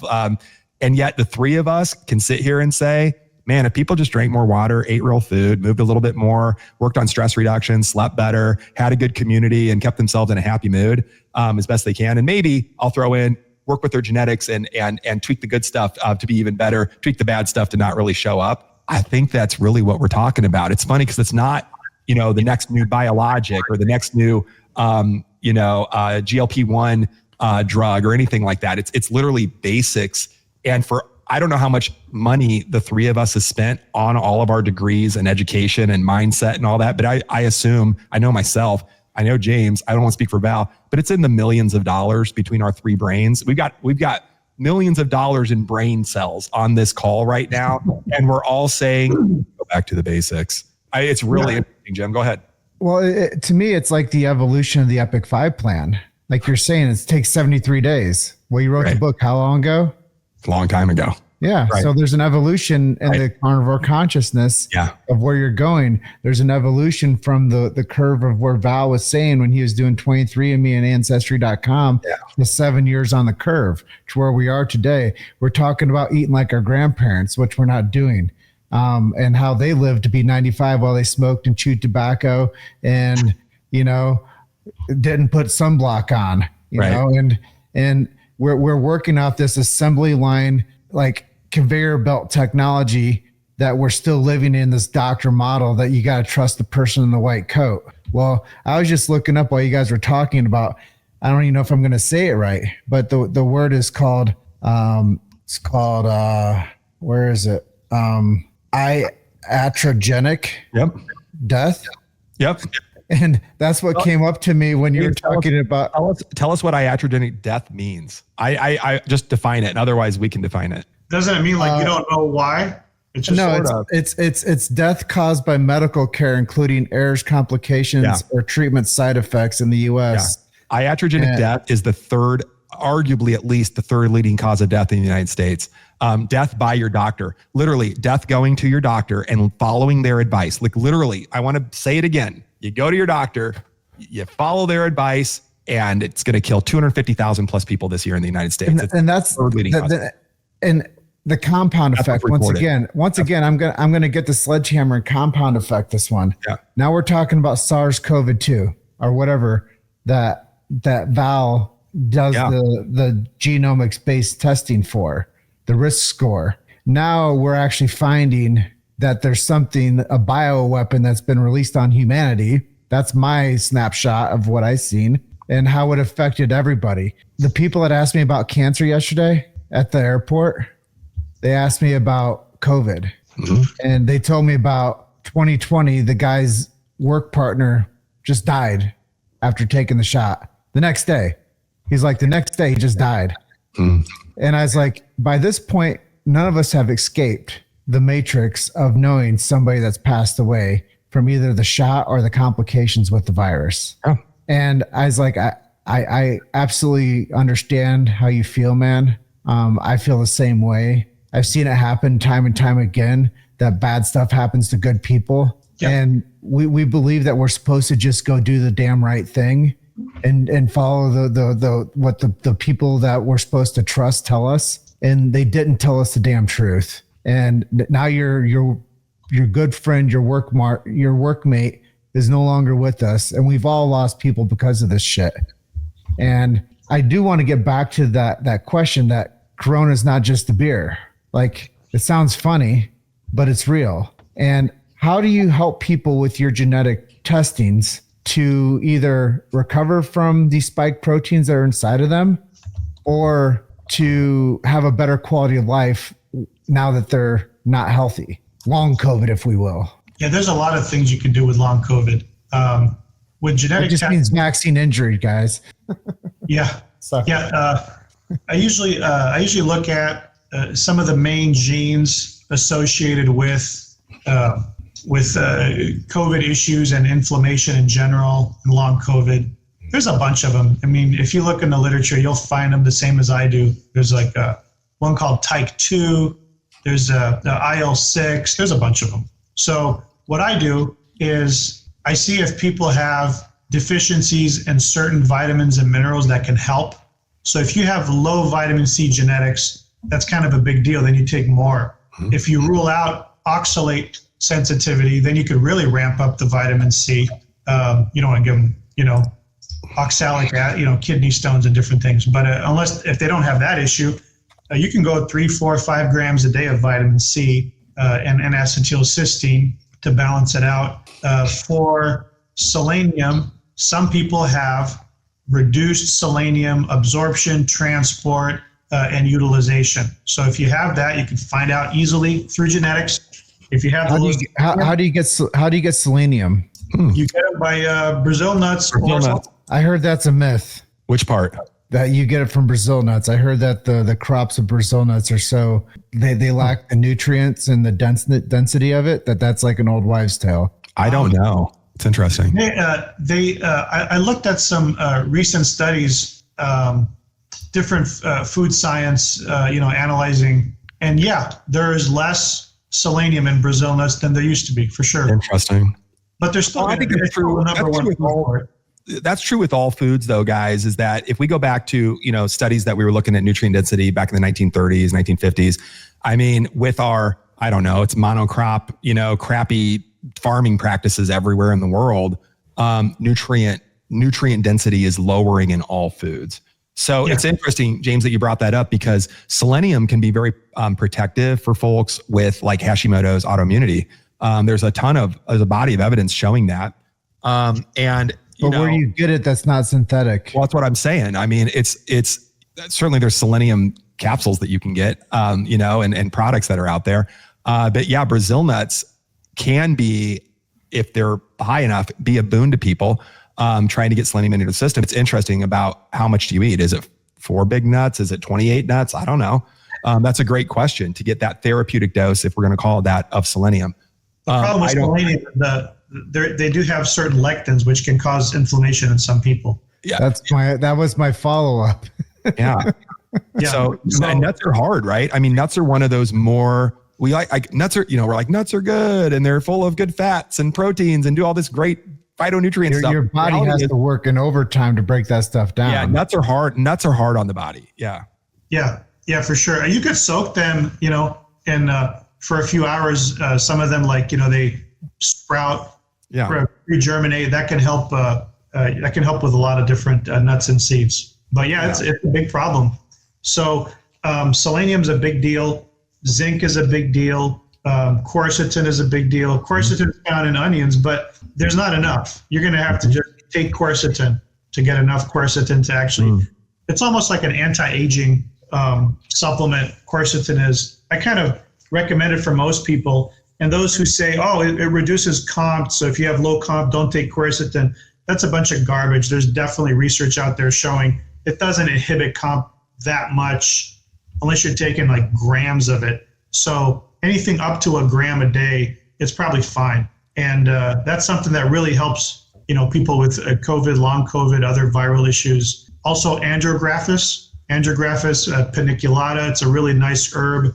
Andrographis is great for modulating immune system, for reducing inflammation. I think it's an endosome alkalinizer, if I recall correctly. Really, really nice overall immune assistant. So I know you just delivered a lot there, and I want this list because I think everybody's going to vitally have a better quality of life because of this.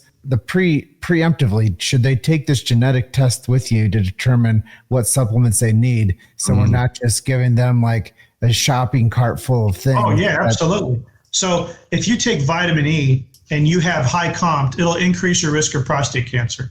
So you shouldn't even be taking alpha tocopherol if you have high COMT. So we don't want to guess with your health. Yeah, Right. you want to know what you are. If you're high, medium, or low, you need to know that. If you're low, it'll reduce the risk of it. And if you're medium, it won't have much of an effect. But that's for alpha tocopherols. But what I'm saying is it actually improves everybody's health. people shouldn't just say, hey, Dr. Val, send me an email with all the things that you just said because I want to go buy them all and put them in my shopping cart and go get them off Amazon. Like, no, they First should of all, come and don't buy supplements off Amazon. No offense to Bezos. Thank you for delivering anything I need by 4 a.m. the next day.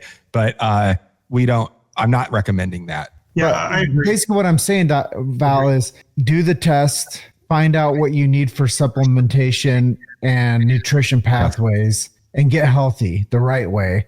We don't want to guess with your health. And that's why I believe bringing you on as a genetic expert was really important for our audience today, because they're probably going to have a lot of questions. And they're going to be like, well, damn, I just got a diagnosis from my cousin's brother that he has, my second cousin now has XYZ condition. And the guy that I work with, I just found out has XYZ with the prostate. Like, there's going to be things that people are going to like say, I need help. How do I get help? How do I get better faster? And I think that having you on today for this segment was an eye opener for me, because I got a chance to like get a really fundamental approach to telomeres, to predispositions, to the compound effect of you have this thing, you have this thing, you have this thing, you have this thing. How do we go the layers deep and find out who you really are? And how do we get clarity on that pathway? And I think it was just fascinating. Just to recap, so for the lectin path, different lectins, some of the best lectins for breast cancer and some other cancers are escargot. That would be like a Helix pomatia agglutinin. Those actually kill cancer cells. Also, broad beans or fava beans, they're very anti-cancer. Different mushrooms, especially shiitake, reishi, enoki mushrooms, those actually have lectins in addition to the beta-glucans. And yes, beta-glucans is very important, but they have other compounds in there too. These are toxic to cancer cells. So I would say that's like some of the lectin pathway to address to help improve your odds. And I heard that James needs to start eating mushrooms, because we tried to feed him mushrooms. We have morels that we harvested and dried, and he's like, no thanks. Well, there's a problem with mushrooms. Is some people, it stimulates their immune system. Their immune system is already stimulated, and that's where I'm really glad Dr. Gundry, published his book, The Plant Paradox, and he did all this stuff with avoid lectins. I think that's all great because it sheds light on the issue. But I mean, let's just be honest. He doesn't know what the heck he's talking about. You're supposed to do reduce lectins to help with cardiovascular issues, but you're also supposed to increase some lectins for anti-cancer. Yeah. So he's looking at a very important part of health, which is the negative effects of certain pro-inflammatory lectins, and I appreciate that very much. But you have to balance that out. What if I run your genetics and you don't have a high risk of cardiovascular disease? What if your issue is cancer? And you're going to do a heart healthy diet? Mm-hmm. What a waste of money, and it's actually going to hurt you. You should be doing the anti-cancer diet. That's or what if you don't have either, but you have autoimmune issues? Well, then that's the issue you should be working on. Or what if you don't have this, you don't have that, but you have this other one? That's what you should be working on. So it's kind of like in Indiana Jones. They're digging in the wrong hole. Most people are digging in the wrong hole because they haven't done the work. They haven't looked at everything. And the reason that they're digging in the wrong hole and don't have the answers is because, and again, I want to emphasize, general practitioners, primary care, ologists, they're not trained in any of this. Like I know the general public believes, they want to believe it, but the doctors just aren't trained in this. And this is, I hesitate to use this word. I was going to say, this is cutting edge science. It is, except it's not like found yesterday. Like we've been known this stuff for couple decades now, and it's been unfolding. It's insane. Some of this information has been around for 10, 20, 50, 70 years. It's unbelievable. It's unbelievable. And yet your general doctor walking out of school that's 73 days, everything you learned is out of date, they're not even learning the basics of this stuff other than to pass their boards, which is, what are the 4 combinations and how do they combine with each other and what's mRNA? I mean, that's like the depth of genetic quizzing for boards exams. It's paltry. And yet this is what everybody needs to know. And yet 99% of the doctors out there practicing don't know anything about what we're talking about. That's why it's so important to have you on the show. Can I share a big secret and then I'll wrap this up? There's no money in healthy people. And that's why we don't have a health revolution. That's why we have a sick care revolution. And that's why it's patch care and it's not preventative care. And there's no real cures and there's no real solutions. And that's why we have to go and look at who we are individually and be the number one doctor in the world, the one inside of us. Yeah. Dr. Val, or not doctor yet. Soon to be. Doctor. Candidate. Last 2 topics. You're doing a lot of speaking. Are you enjoying that? Getting out there and speaking at the different A4Ms and the different health coalition groups that you're being invited to speak at? Yeah, I really like it. It's a great honor and a privilege. And it's not so much me going out there and disseminating information. Partially it's that, and partially when I go to these different conferences, I meet people and I make new connections, and I try to learn as much as I can. So I don't really feel like an expert. And in fact, that should be a telltale sign. If someone calls themselves an expert, they're not really an expert because of Dunning-Kruger. And I have this theory on Dunning-Kruger called successive Dunning-Kruger fallacies. So Dunning-Kruger is, you think you know it all, and then you have this valley of despair where you realize you know nothing, and then you slowly get some information and now you feel more comfortable. Well, I think you have to go through multiple Dunning-Krugers because the valley is way deeper than you ever thought. Mm-hmm. Well, for everybody that doesn't know what Dunning-Kruger is, what is that? Dunning-Kruger is the idea that people who don't have much knowledge on a subject think they know it a lot better than they do. And then once they realize they don't know just about anything on the subject, only then does real learning start. It's the opposite of imposter syndrome. People that don't know what imposter syndrome is, a lot of us that know a whole lot about a lot of stuff, the deeper we get, the more, even though we know a lot of stuff about a lot of stuff, we also realize there's a lot more that we don't know because we are aware of that. And so a lot of us have imposter syndrome. Like, I know a whole lot, but there's a whole lot more to know. Whereas the Dunning-Kruger, they don't know a whole lot, but they're pretty freaking confident in what they think they know. And they come across sometimes as authorities, and sometimes they wear white coats. Oftentimes they wear white coats, in fact. Nice. True. And then last closing question, and then I'll do a nice outro for us. Tell us a success story. Oh, yeah. Share with us something that you've seen over your life that you've had your hands on and your knowledge into and your skills into that you've seen somebody's life turn around. Oh, sure. There was a lady I was working with. This was at a mental health clinic I was consulting at. She came to me. She was on 13 different medications. Her triglycerides were 600. Her blood sugar was 280. Everything was bad that was going on. I told her, here are some different life strategies as far as diet, exercise, lifestyle, supplements, foods. I gave her a food list. She went against my wishes and the nurse practitioner working with us. And she decided, and if she's listening right now, she knows exactly who she is.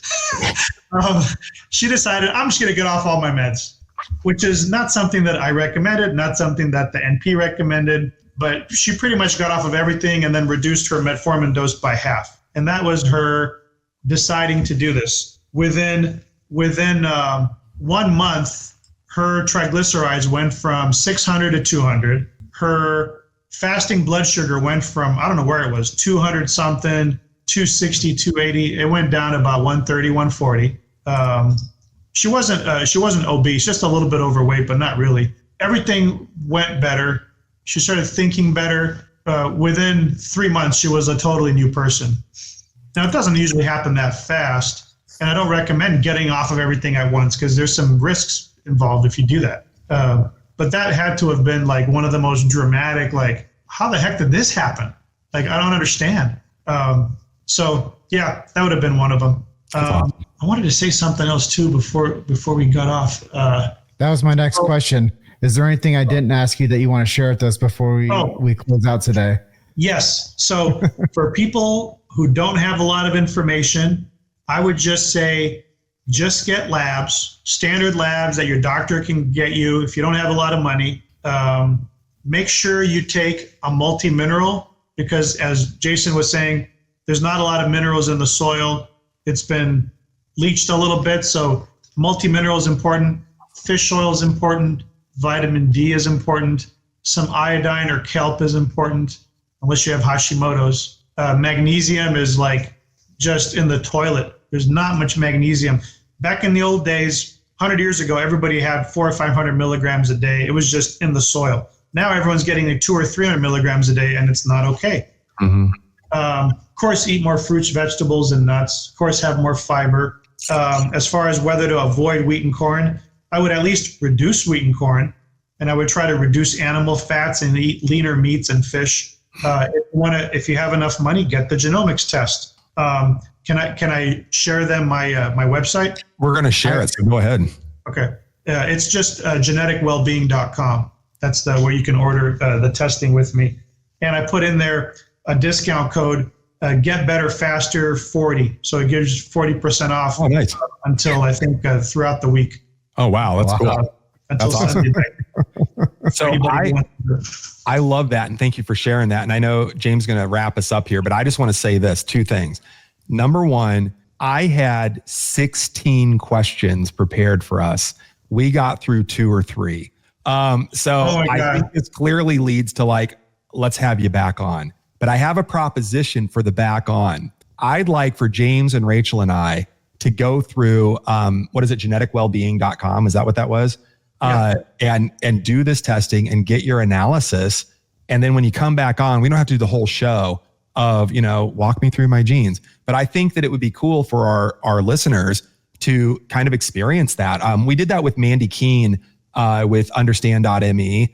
And she basically did our personality profiles and nailed us. Like, it was weird. It was fun. It was a cool show. I'd love to have you back on and do that. I think that'd be a lot of fun. And also to address the other, 13 plus questions that I have, So, I mean, as we were talking earlier before we got on in the green room, I told Val, I'm like, sometimes we get to the end of the interview, we're like an hour and a half, 2 hours in, and we're like ramping up to like other questions. If that's the case, we'll invite you back on. That's where we are, Val. So I'm going to invite you back on. We're going to have a lot of fun. So thank you for this interview today. I just want to say thank you for your time and everything. You got it. No problem.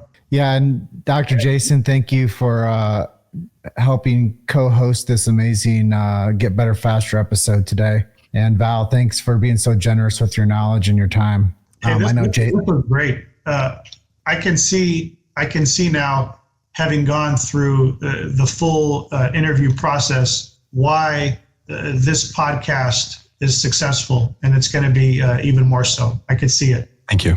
There's a synergism, and it's also a real. It's a big difference between someone who is cool and puts on a smile and doesn't seem maybe as real, versus people who are like 100% dedicated and are going in a direction of, I like to say, truth, love, and there was another one too. Truth, love. Anyway, it'll come to me. Listen, I appreciate that. Thank you. I will say that there's so much. That's the one. Thank you. There's so much work. There's so much work that goes into a show that I didn't even know about. I had and I think, Val, you were on my previous iteration, which was the Guerrilla Health Radio, right? Which I think we had 8 episodes, because it's so hard to actually make a good podcast. We're so blessed to have James from Chiro Hustle that approached us back in November, December to put this together. We're so blessed to have his hustle team. We're so blessed to have our executive producer, Rachel, that literally is working diligently behind the scenes, pulling this all together so that James and I can get on camera and smile and look cool and do our job. But we are deeply passionate about it. I say constantly, I can't wait until I can dance a jig on the grave of modern American medicine. I can't wait. So I'll turn it back over to you guys, but thank you again, Val. And thank you, James, for you guys' kind words. Yeah, the affirmative closure. Val, it's been absolutely incredible. Thank you so much for sharing your groundbreaking work with our audience and giving a glimpse into the future of personalized medicine based on the gene sequencing. For everyone listening, you can find Val and learn more about his genetic protocols and get 40% off for the end of the week at geneticwellbeing.com. That's geneticwellbeing.com, and put Get Better Faster as the code in, or I think it's Get Better Faster 40, and you'll get 40% off of that test, which I think is invaluable to anybody. So go over there right now. If you're watching this on replay, I would just urge everybody to send this to a friend or family member that needs what is going on. Even if you're a millionaire, money doesn't matter if you don't have your health. And there's an old saying that the man with his health has a million dreams, the man without has one. So let's get you healthy. We'll have a link in the show notes along with your social media handles so people can dive deeper into your life-changing information. And to all of our amazing audience, our Get Better Faster Nation, GBF Nation, thank you for listening and being a part of this journey towards getting people better faster. The best way you can show your support is simple. Share this episode with somebody who needs to hear this message, whether it's a friend struggling with their health, a family member who's tried everything, or someone who's ready to unlock the genetic blueprint for optimal health within them. This information could literally be life-changing. And don't forget to subscribe so you never miss an episode and get all of the updates and the behind-the-scenes tomfoolery that we share. Until next time, keep getting better faster. Val, Jason, thank you. Thanks, everybody. Love y'all. Bye for now. Thanks for tuning into the Get Better Faster podcast. Join the movement and visit getbetterfasterpodcast.com to find all our episodes, micro content, and resources to help you and your family get better faster.